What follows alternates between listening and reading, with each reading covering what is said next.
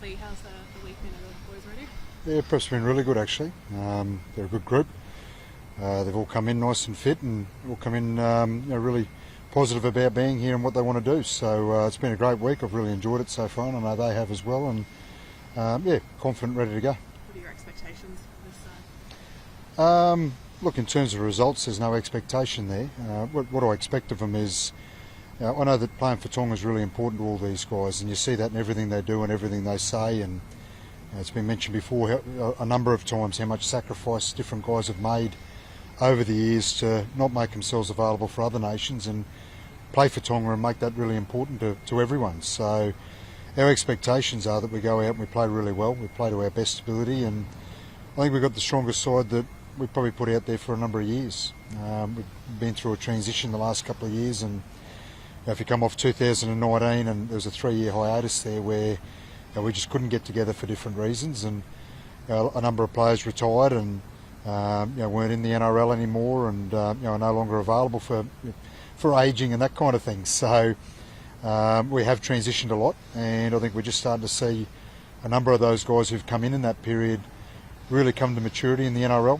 If I look at guys like Amoli and Ali Katoa and Moses Suli, those kinds of guys, what they were able to do in the NRL this year, they've become really big players for their clubs, really important players for their clubs. And then you look at the emergence of the younger guys that have come through under that, young Lehigh, Isaiah Katoa, Isaiah Yongi, Siwa Wong, Paul Alamoni, those sorts of guys. It's outstanding to see, and the future's very bright. Obviously, 2019 was a great result. Is there a part of, even though the team is very different, you want to be able to prove that it wasn't necessarily a fluke result? Look, that's not really in our thinking, to be honest. And it wasn't a fluke result because of 217 and other games in 219 around Great Britain as well. So, that group were an outstanding group to work with, and they were a group that when you came into camp, you just liked the feel about it. You knew it was important. You knew that there was a real bond amongst the group and amongst the players and the staff alike, and everything felt good when you came into camp, and they played that way. And I'm not saying that this group are going to go out and do the same things or emulate that group. I'm not making any sort of statements, but this group's certainly got a similar feel. They've trained that way. As I said before, you can feel the importance, you can feel the sort of bond within the group, and that was really evident day one. And so I've really enjoyed the camp with them, and I enjoy the feel of them, and I know that they're going to have success as a group, and how quickly that comes, we'll see. Is it sort of bittersweet this series? Your master arm with Tonga, foundations you've set with this team? I don't think I've made that official yet, have I? But look, it's my involvement with Tonga, it actually started in 2013, and I can certainly say that it's one of the proudest things that I've done in my life, and one of the best things that I've done in terms of rugby league, but life in general. And I've learned a lot. The players and the people I've been involved with, there's some outstanding people that I've had the opportunity to be involved with and work with, and I've learned a lot from those people as well. So as I said, it's something I'm very proud of, and something I'm very grateful for being involved with as well. And I really enjoy every camp, and this camp started outstandingly, and I've really enjoyed the week so far. So I'm just going to keep enjoying it at the moment. When do you intend to make it official? We'll see. Let's worry about this game first and getting through this game, and this week, and we'll figure the rest out later. Wolfie, why do you think international footy's closer now? Not just you guys, Samoa, New Zealand, Australia. Why do you think it's become closer? Look, I think there's been a real change in mentality in the last 6-7 years, I suppose. And for us, that started a little bit more around 2013. I always talk about Sikamanu, who's on staff, as being a guy that was still eligible for New Zealand and still capable of playing for New Zealand, that decided that he wanted to play for Tonga while he was in his prime, and he was a real sort of leader in that aspect, and he's become a real leader within the group, or was a real leader as a player, obviously, in 2015, 16, 17, 18, and obviously now as a leader of the players on staff as well. So I see him as a guy that really drove change and drove a bit of a change in mentality. And the guy that I guess deserves the most credit there is Jason. He was the guy that with his profile, his standing and his presence in the game, when he made the decision that he was going to leave New Zealand in 2017 and commit to Tonga, not just for a series or for a World Cup, but for the rest of his international career.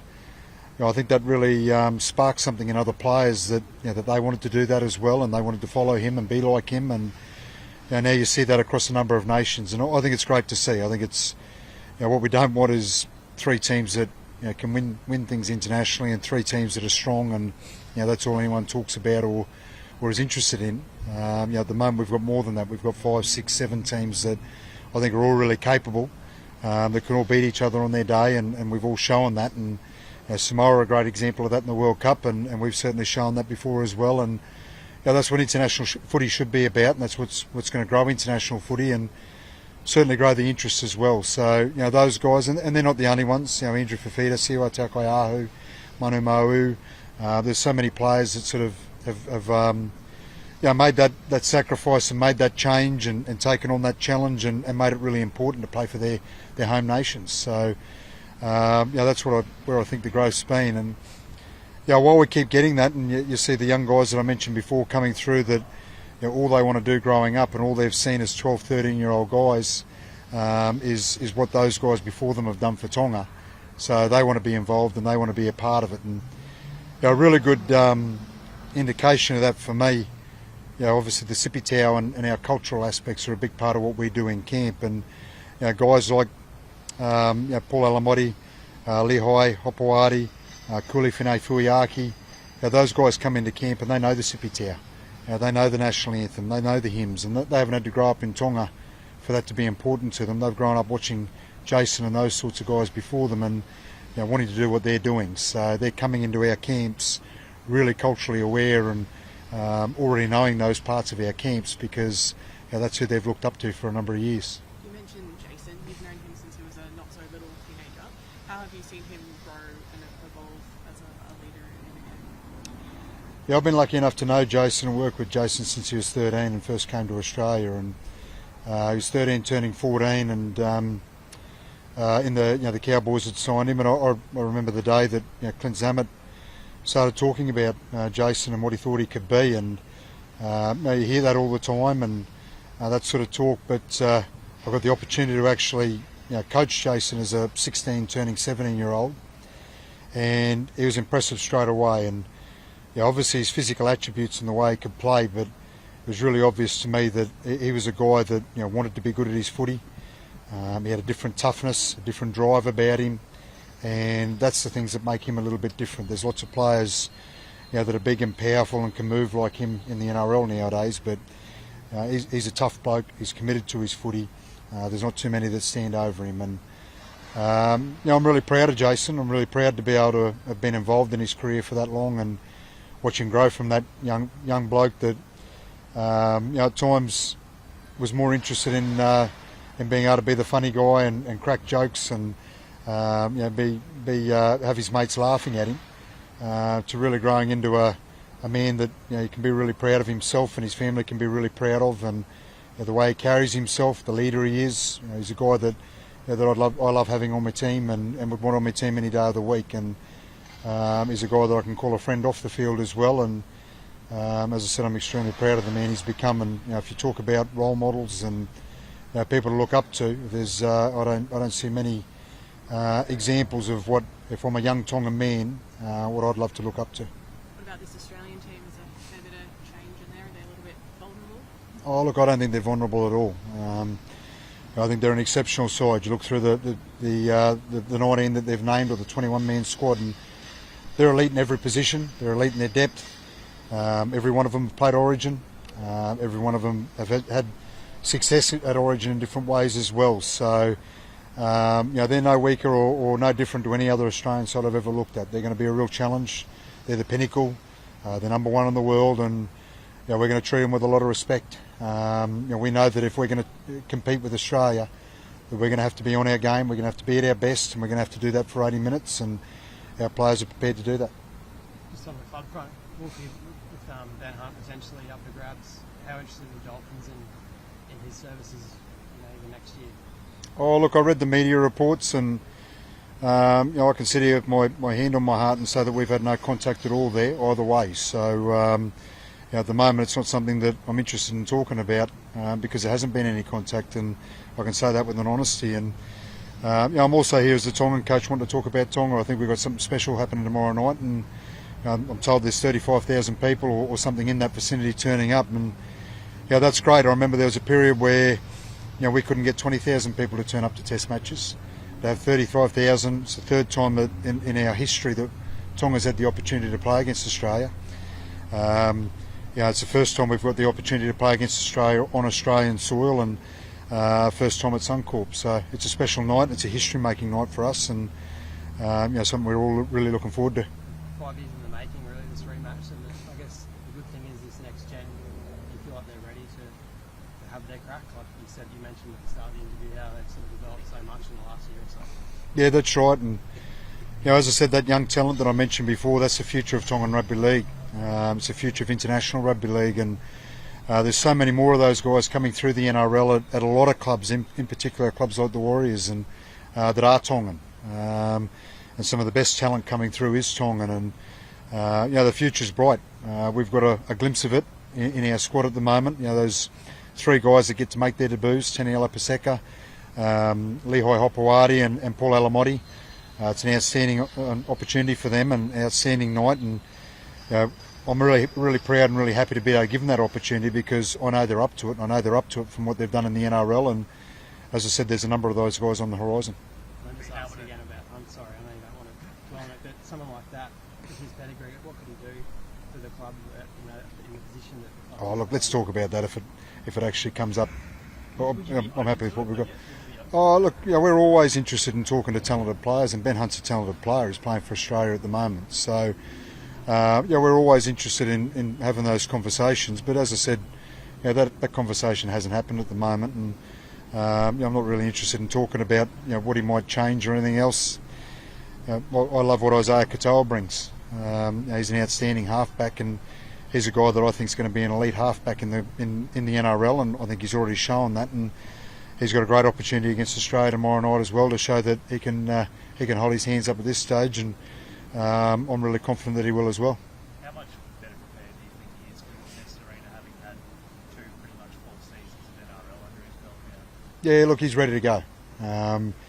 It's funny, we were watching highlights this morning, and of the World Cup, and he literally was a kid at that stage. We picked him. I hadn't met him face to face until he walked through the door at a motel in London, and I just remember the little, very young face, boyish face that he had. Still a little bit chubby cheeked, and looking at those pictures this morning, how much he's grown physically, how good he looks. He looks like a man now. He looks like an NRL player, and he's played that way this year. I thought he was outstanding for us at the Dolphins, and he had some games. I'll never forget the Penrith game. Going back to where he grew up and where he came through as a junior, and playing against Nathan Cleary, and he probably gets remembered for that game for not taking a shot at field goal. But if you look at the other 75 minutes, he was one of our best players in a game that emotionally would have been really challenging for him. So that shows how much he's grown. It shows his maturity, and I think he's really ready for this stage. Is it going to be hard to walk away from this team, because you speak with so much passion about it? Oh, look, I know at some stage that's certainly going to be the case, and it'll be. It's been a big part of my life. It's been a big part of my family's life. I love being able to bring the kids into camp, and the way the players are with my kids and my family, and so you're right. That will be a really challenging thing, and something I'll have to confront at some stage. Would you still try to, even if you can't juggle both coaching roles, you stay involved somehow, maybe as an assistant or something like that with the setup? Look, that's probably a conversation with the board at some stage, and a conversation down the track, and we're in a great position in terms of Tongan Rugby League at the moment. For the first time in 5 years, we've got a board that's functional. It's full of good people who want to drive the game, and in particular the domestic game, and gives us a chance of some unity that we just haven't had for 5 years. And I know that Tongan Rugby League's ready to go forward, and ready to be really positive, and ready to keep getting better and better in the future as well. Have you picked up any language over the years?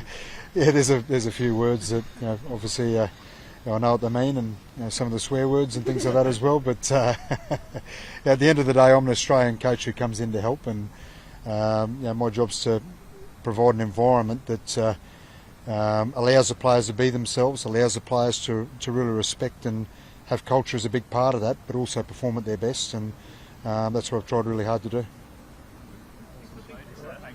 No worries, thank you.